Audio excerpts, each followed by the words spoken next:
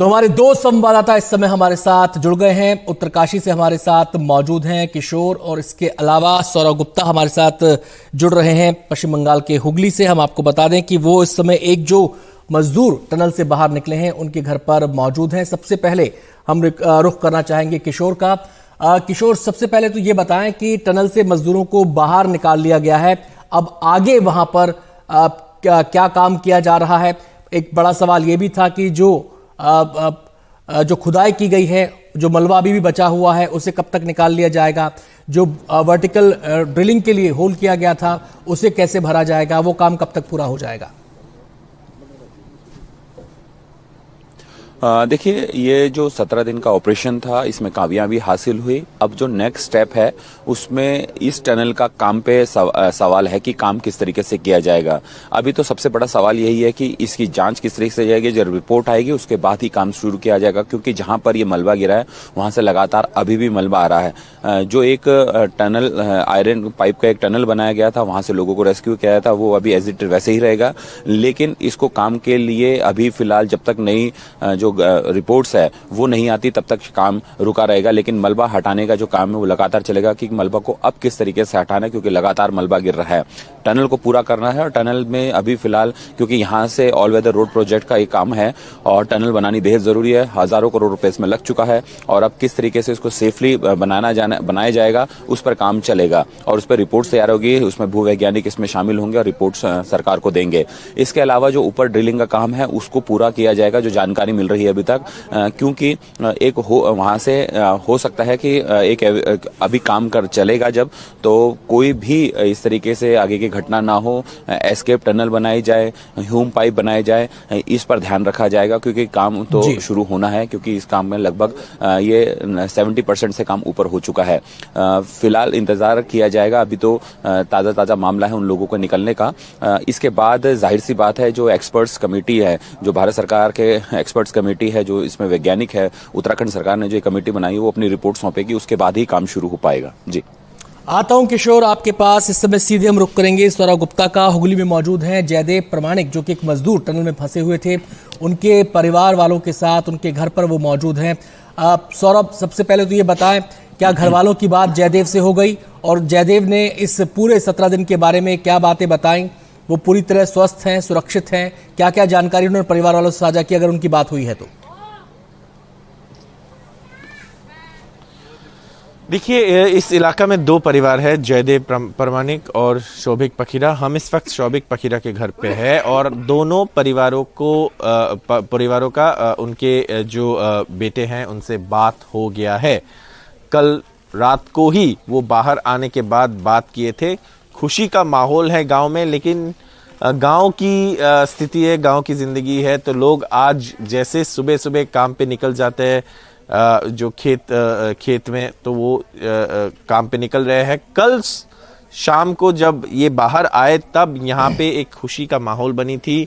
गांव के जो मंदिर है, शिव जी का मंदिर, वहाँ पे पूजा भी अर्पण किया गया, और शोभिक पखीरा का जो माता है उन्होंने पूजा किया, और दूसरे जगहों पे भी खुशी का ही माहौल है, क्योंकि अब तो वो बाहर आ चुके हैं। तो अब ये इन सारे परिवारों को आगे का सोचना होगा। इनका काम है, अभी सोइंग सीजन है, तो इस वक्त सब उसी में व्यस्त है।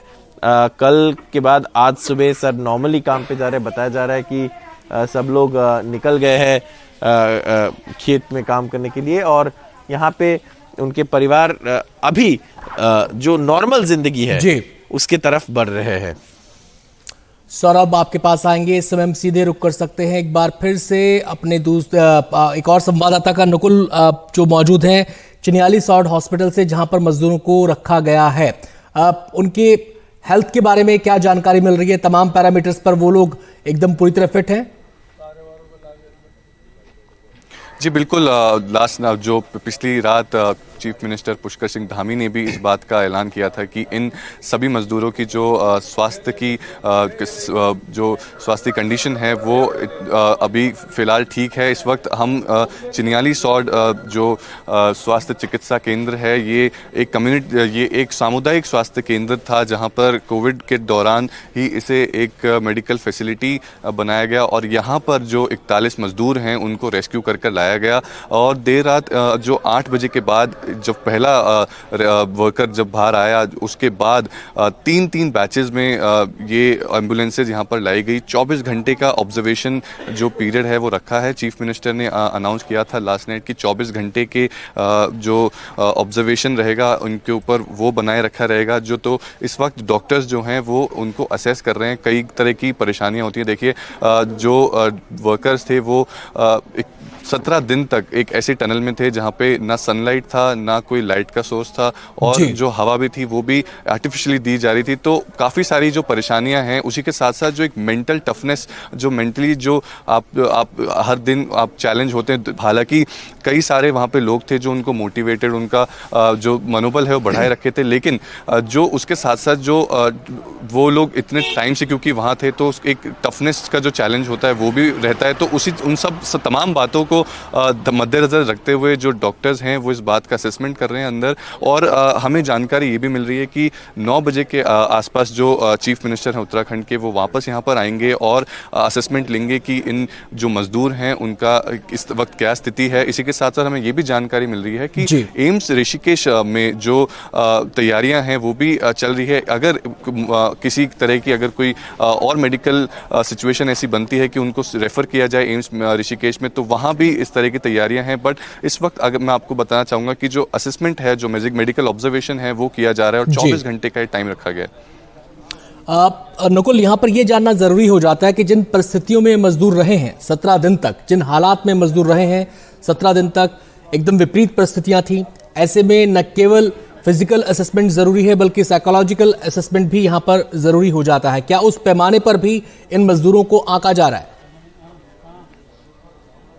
जी बिल्कुल, जैसा कि आप बता रहे थे 17 दिन बहुत कठिन रहे इन मजदूरों के लिए। अंदर सनलाइट नहीं थी, काफ़ी तरह की अलग परेशानियां भी रही होंगी जो सिर्फ मजदूर ही हमें बता पाएंगे। बट इसी के साथ साथ जैसा कि आपने बताया, साइको सोशल जो एलिमेंट है, जो साइकोलॉजिकल जो एलिमेंट है, उसको हम बाहर नहीं कर सकते क्योंकि वो भी एक बहुत ज़रूरी एलिमेंट है जिसके ऊपर असेसमेंट चल रहा है। और जो डॉक्टर्स हैं वो इस बात का भी दौरा कर रहे हैं, इस बात की भी जानकारी ले रहे हैं जो असेसमेंट चल रहा है उसी के साथ साथ कि उस तरह की कोई परेशानी ना हुई हो। क्योंकि वैसे तो काफ़ी सारे जो हमें जानकारी दी गई है और एनडीएमए ने भी कई बार इस बात की पुष्टि की कि जो अंदर उनमें से काफ़ी लोगों ने एक नेतृत्व लिया, उस नेतृत्व के साथ साथ उन्होंने उनका मनोबल भी बढ़ाया।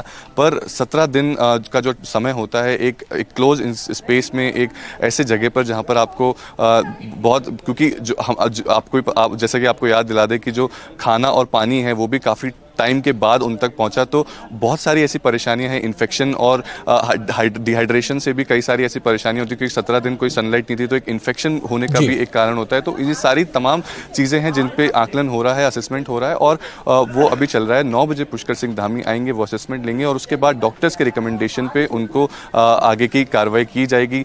लास्ट आता हूं नकुल आपके पास, मैं सीधे किशोर का रुख करना चाहूंगा। किशोर, जिस समय जिस जगह पर आप मौजूद हैं, ये कौतूहल का विषय था, ये लोगों की चिंताओं का केंद्र था, ये लोगों की जिज्ञासाओं का केंद्र था। अब यहां से मजदूर निकाल लिए गए हैं तो जिज्ञासावश कई बार ऐसा होता है कि लोग जाने की कोशिश करते हैं कि हम भी जाकर देखें।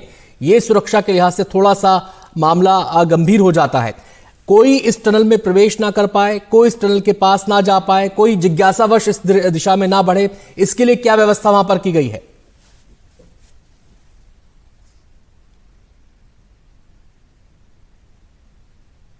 पहले ही ये जो एक्सरसाइज थी, ये भी एक एक्सरसाइज की गई थी, प्रिपरेशन की गई थी क्योंकि अक्सर लोग उस जगह पर देखने के लिए अंदर घुस चले जाते हैं और सबसे बड़ी बात है उनको भी अगर कोई नुकसान ना हो, और क्योंकि उस जगह पर पूरी तरह से सिक्योरिटी रखी गई है। ठीक मेरे पीछे यहाँ पर आईटीबीपी और उत्तराखंड पुलिस के लोग मौजूद है। एक बैरिकेटर और लगाई गई है, उसमें भी आईटीबीपी और पुलिस के लोग हैं। और तीसरी बैरिकेटर जहाँ पे मीडिया को रोका गया था और सभी लोगों को रोका गया था, वहां पर भी एक बैरिकेडिंग लगाई गई है जहां से अंदर जाना बिल्कुल मना है। अगले 5 दिनों तक ये हाई सिक्योरिटी यहाँ पर रखी गई है और साफ एक आदेश जारी किया गया है जिसमें कहा गया है कि यहाँ सिर्फ कंपनी के लोग और रेस्क्यू ऑपरेशन से जुड़े लोग और उनके जो इक्विपमेंट्स है उनको लेने जाते हैं उनको जाने दिया जाए। इसके अलावा सिंगल कोई सिविलियन या इसके अलावा कोई और व्यक्ति वहां नहीं जाना चाहिए। इसको लेकर एक आदेश जारी कर दिया है। एसपी उत्तरकाशी ने इस बारे में हमारी बात भी हुई थी तो उन्होंने कहा फिलहाल किसी को जाने नहीं दिया जाएगा क्योंकि उस जगह पर मलबा गिर रहा है